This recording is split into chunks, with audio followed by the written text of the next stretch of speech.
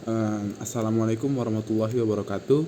Perkenalkan, nama saya Rian Khoiri Siregar dengan NIM 120140212 dari kelas RD, program studi Teknik Informatika.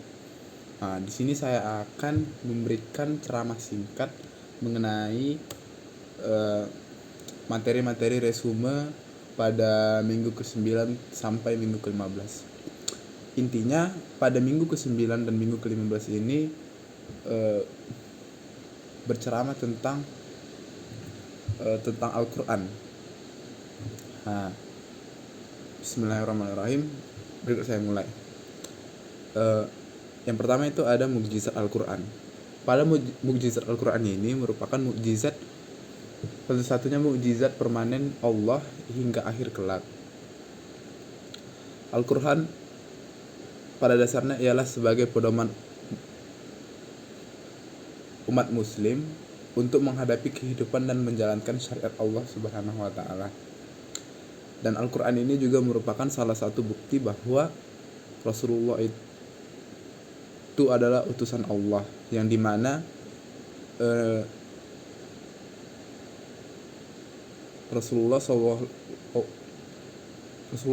Alaihi Wasallam itu sebagai penerima wahyunya Allah, seperti itu. Selanjutnya ada kemuliaan bersama Al-Quran.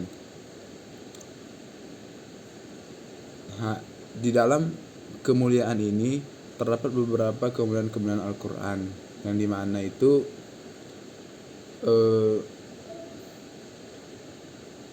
Nabi Muhammad menerima wahyu-wahyu dan surah dan ayat-ayatnya itu selama kurang dari 30 tahun. Kurang dari 40 tahun. Yang dimana ini merupakan suatu kemuliaan karena Al-Quran yang begitu dahsyatnya, yang begitu besarnya, bisa diterima selama dalam kurun waktu seperti itu, sehingga warga-warga Mekah dan warga-warga Madinah pada saat itu memeluk agama Islam. Dan juga pada surah Al-Baqarah dan surah Ali Imran telah menyebutkan bahwa Al-Quran merupakan penolongmu hingga di akhir kelak, seperti itu. Selanjutnya ada mengenal Nabi Muhammad.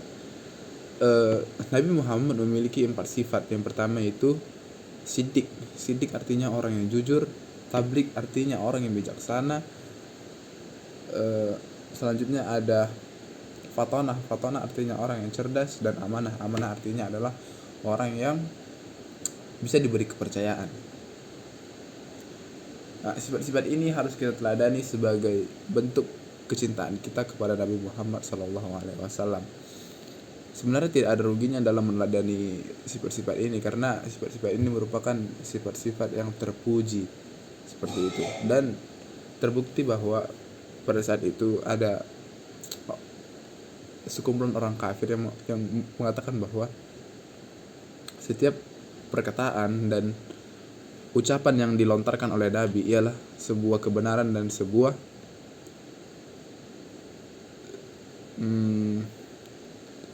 kenyataan.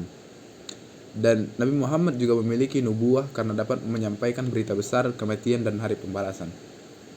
Selanjutnya ada meneladani akhlak Nabi. Ada beberapa poin-poin penting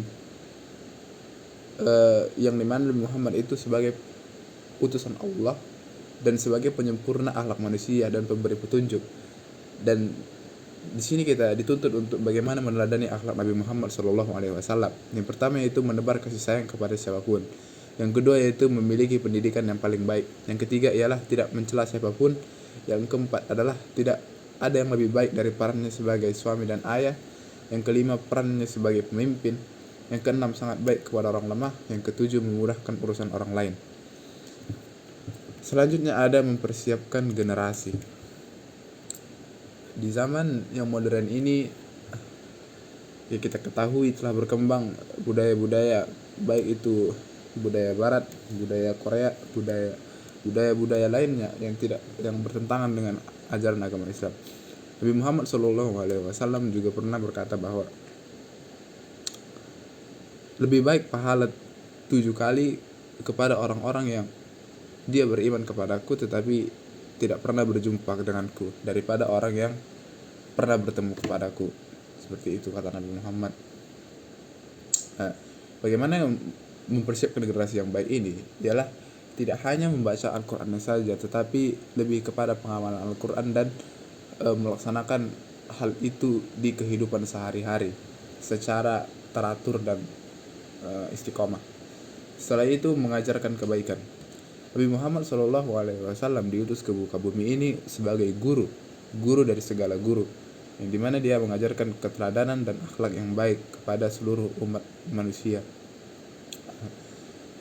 Sebagai bentuk kecintaan kita kepada Nabi Muhammad SAW, kita juga harus mengikuti jejaknya. Di antaranya itu mengajarkan kebaikan, mengajarkan ilmu.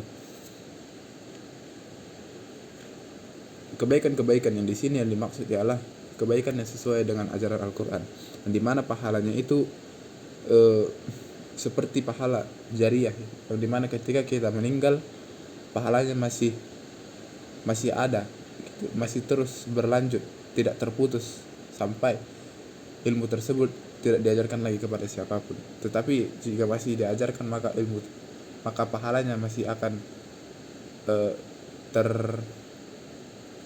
terkirim walaupun kita sudah meninggal. Setelah itu ada beradab sebelum ilmu, al-adabu fawqa minal ilmi.